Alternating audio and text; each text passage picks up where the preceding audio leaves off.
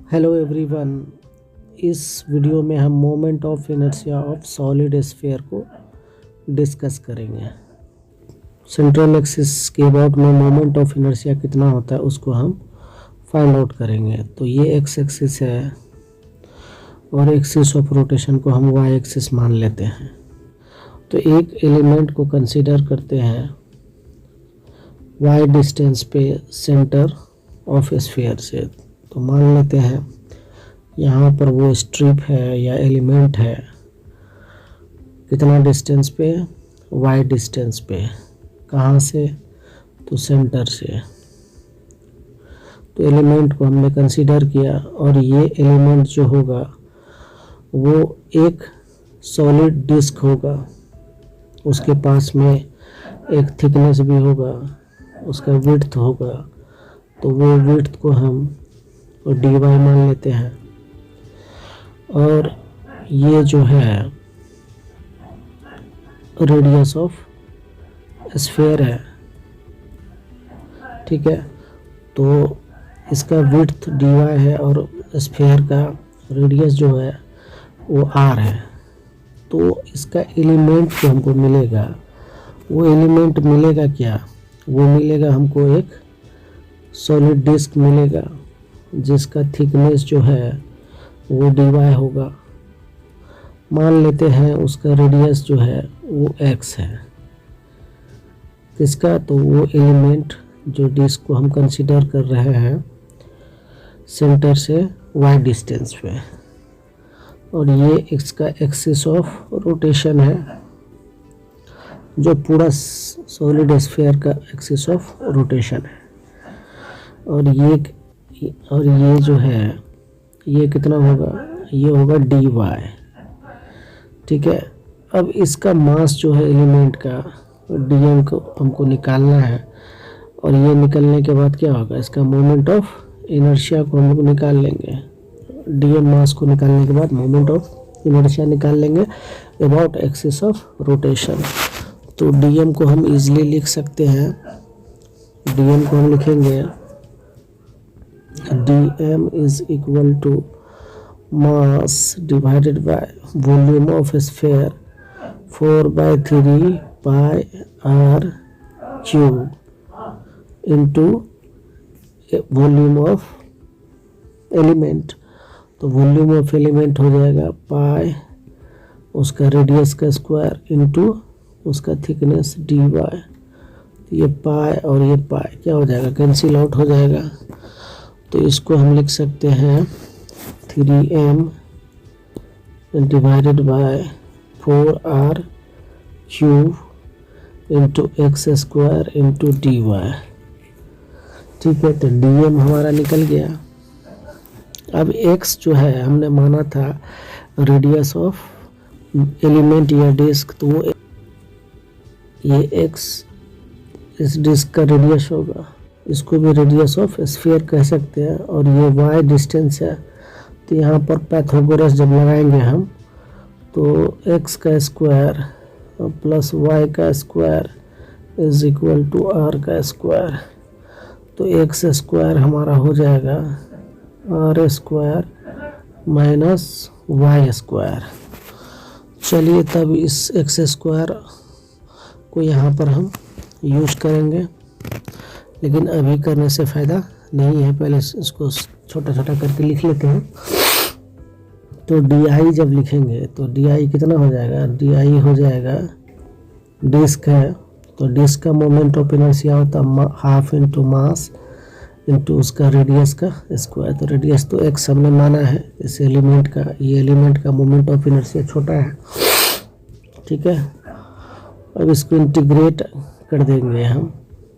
Limit कहाँ से कहाँ होगा? तो माइनस r से लेकर प्लस r तक, क्योंकि ये y जो है वेरी कर रहा है। ये y जो है माइनस r से लेकर यहाँ से यहाँ माइनस r और यहाँ से यहाँ प्लस r तक वेरी करेगा। तो लिमिट हमारा y के टर्म में हो जाएगा r से लेकर माइनस r से लेकर प्लस r तक। ये माइनस r है, यहाँ से लेकर प्लस r तक वेरी करेगा लिमिट। ठीक है। अब dm हमारा कितना था, 3m/4r³ था। बाई 2 को यहाँ से निकाल लेते हैं और ये हो जाएगा integration of 3m divided by 4r³ x² dy, ये dm के बराबर है और बाहर में x² एक एक्स्ट्रा है, तो ये हो जाएगा 3m/8r³ और ये इंटीग्रेशन हो जाएगा। अब लिमिट डाल देते हैं -r से +r तक x⁴ dy। क्योंकि हमने देखा था x² कितना आया था, r² - y² पाइथागोरस से, ठीक है। इस ट्रायंगल में पाइथागोरस लगाया था हमने। तो x⁴ को, इसको अब हम लिख सकते हैं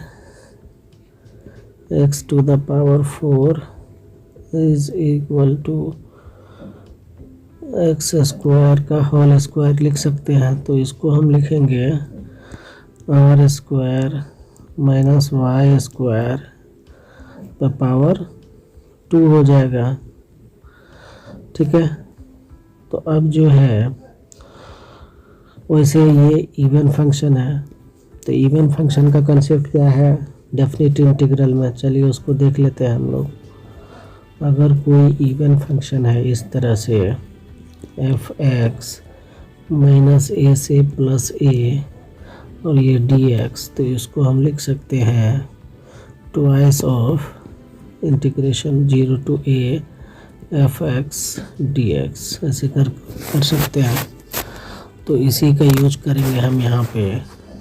तो इसको डायरेक्टली हम लिखेंगे 3m divided by 8r³ into 2 into 0 से लेकर r तक, और ये हो जाएगा r² - y² का होल स्क्वायर इंटू dy।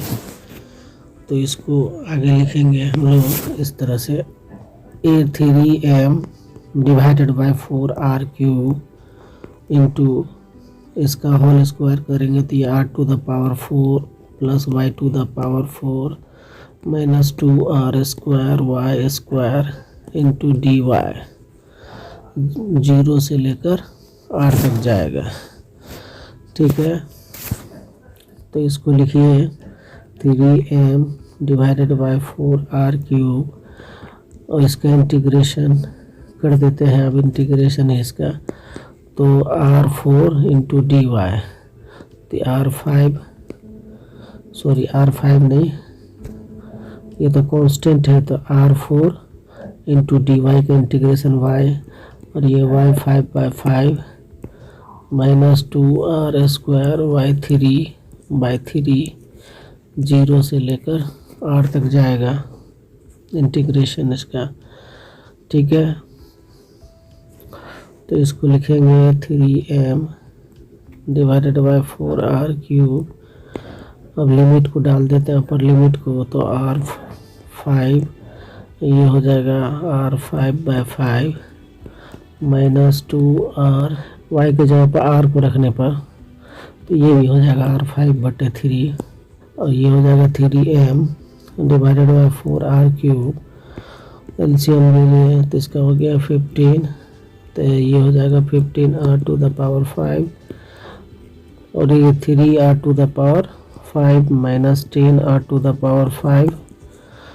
अब जो है ऊपर में हो जाएगा 18, पहले लिख लेते हैं 3m 4r³ ये हो जाएगा 8r⁵ डिवाइडेड बाई 15, 3 5 जा और 4 2 जा, तो हमको आ रहा है 2/5 और ये r³ भी कटेगा, तो mr² क्या है, सॉलिड स्फीयर का मोमेंट ऑफ इनर्शिया। ये सॉलिड स्फीयर है, तो सेंटर ऑफ मास के थ्रू जो एक्सिस जाती है उसके अबाउट में मोमेंट ऑफ इनर्शिया जो होगा 2/5 mr